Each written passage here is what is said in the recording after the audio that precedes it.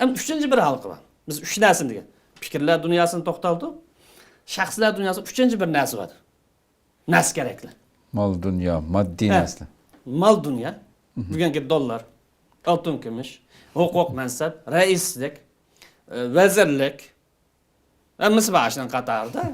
Aylıpıran mashina yoki ko'ngil xush qilgan har turli fitna fasodga doir narsalar, yemek ichmak, dasturxon, polo kabobdan tortib, hammasi bor bu narsa kerak degan narsa. Xo'sh. Endi jamiyat kishilardan sadoqati. Sen nimaga sadoq desa? Yoki so'ygu muhabbatdan nimaga desa? Narsa kerak qartilib qolsa. Mal dunyo uchun hech narsadan nima qilmaydigan? Siziq yo'q, oldiki. Mal dunyo uchun hammani qurbon qila oladigan. Huquq mansab desa hammani qila oladigan. Yoki huquq mansab uchun o'zining vatanini setib o'ta oladigan, e'tiqodini setib o'ta oladigan, vijdonini setib o'ta oladigan. Bu holat o'zicha. Buni bir zag'ir tili bilan biroz tushuntirmak qarindoshlar. Agar jamiyatga sadoqat narsa kerakki bog'lanib qolsa, yuqori qo'yishish. U vaqtida fikrlar va shaxslarning hammasi nimadan atrofida cho'g'lab yurdi, nimadan atrofida qo'g'lab yurdi desa, mal dunyo narsa kerakni qo'g'lash. Ya huquq mansabni qo'g'laydi, yoki dollarni qo'g'laydi, yoki ko'ngil shahvatning kaynidan yugurdi. Demak, bu insonlarni isloh qilgani bo'lamdi, isloh qilgani olmaydi. Chunki fikrni bir isloh qiladigan narsani chaynab mangdi bu dastur. Yo'q. Bu yerda bir nuqta bor. Agar narsa kerak ustunlikni egallab olsa, kishilarningki sadoqati narsa kerak bog'lanib qolganligi uchun, fikr, qimmat qarash, dafsani qilinganligi uchun bu vaqt jamiyatning yetakchisi kimning qo'lida qoldi? Shaxsimi uning bo'ysunib ketdi, fikrim bo'ysunib ketdi. U vaqtda baylar maydon chiqdi. Narsa kerak kimning qo'lida chiq? Baylarning qo'lida. Mustabidlarning qo'lida, nafsoniyatchilarning qo'lida, shahvoniylarning qo'lida. Unda o'g'ancha jamiyatni yetaklash, boshqarish, kontrol qilish kimning qo'lida qolib qoldi bo'lsa, mana bu baylarning belanmas hammasini ayplash emas. Ya'ni to'g'ri qo'llanmagan. Ya'ni o'zininki maqomini, mansibini belanmagan, Alloh bergan ne'matni to'g'ri yo'l ishlatmay, xato yo'l ishlatmayman degan baylik maqsad bu yerda. Qandaydir bir yer bayliqni ayplash emas, chunki islom dini bayliq tashabbus qildi. Nafsoniyatchilar, shahvatchilar bularninki qo'liq qoldi. Agar bu jamiyatni boshqarish, yetaklash, baylarninki nafsoniyatini qo'liq qolsa, nima yuz bersa, isrofxo'rlik avjal. Chunki bundan ko'ngil bo'ldigani shu. Iste'molchilik avjaladi, ishlab chiqarishda o'zaj qilinmaydi. Isrofchilik, iste'molchilik, mol dasturxonlik avjal. Nima ish qilsa, bular atrofiga odamlarni to'plash uchun bir bo'lik odamlarni o'ziga taqinma, sodiqning ustiga sodiq qilishga to'xtamay dasturxon soladi. Bu vaqt yuz berdi bo'lsa, vijdoni va axloqi va qimmat qarashi va ideologiyaga odamlar chatqa qiladi. Chunki ular qo'shi yo'q. Dasturxon o'ningga saqan bilan ishi yo'q. Dollar bilan uning bilan baplayman desa, uning bilan ishi yo'q.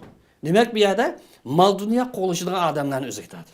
Bu orqali haqiqiy olimlar bilan saposizlar, layoqat va layoqatsizlar orasidagi munosabat dasturxon ustida, pul ustida, mansab ustida, shahvat ustida bo'lganligi uchun ijtimoiy munosabat bu yerda buzilamiz.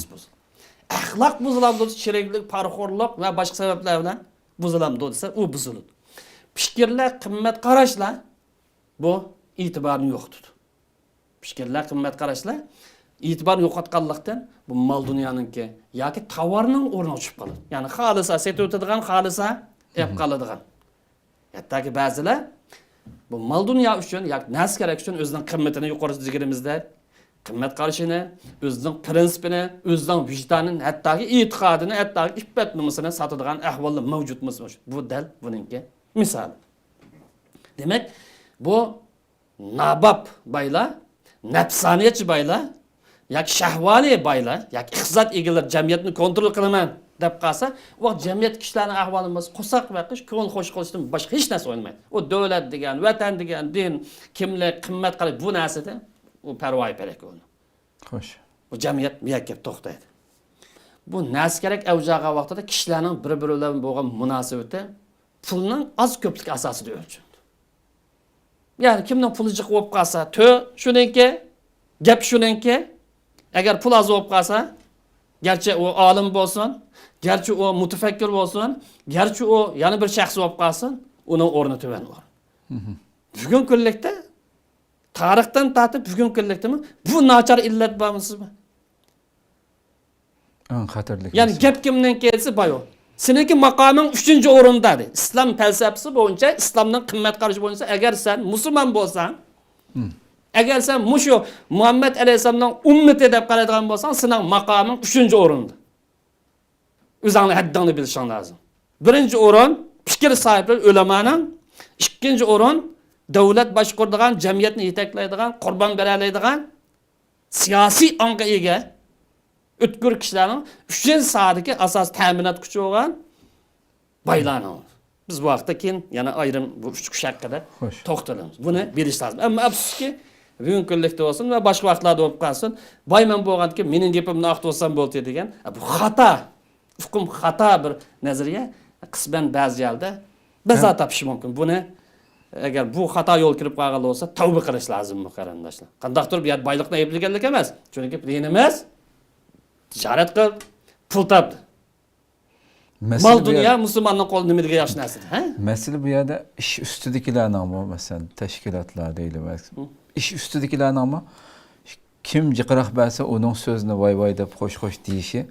Da'voning ilgirlamay menishiga eng cho'ng to'salg'uda. Yani pulni kim bo'lsa, u to'yga chiqib qilishi masalan yuqori degandek. Bu xato. Chunki bu yerda prinsip asos, fikr asos, ideya asos.